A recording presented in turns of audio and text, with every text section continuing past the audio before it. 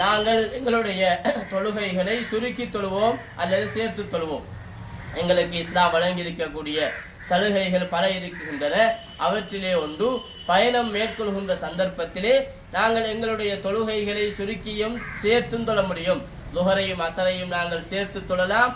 அந்த 4 ரகாத்துக்களை 2 ரகாத்துக்களாக சுருக்கி தொழுவோம்.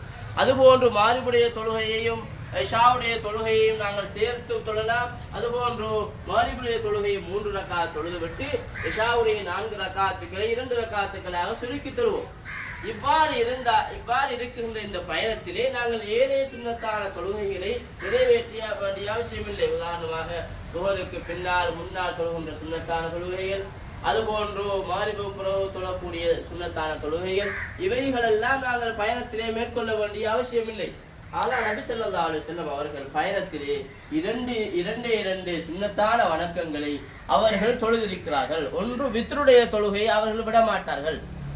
வித்ருடைய தொழுகையை அவர்கள் பயணம் மேற்கொண்டிருந்தாலும் கூட அந்த வித்ருடைய தொழுகையை நிறைவேற்றுவார்கள்.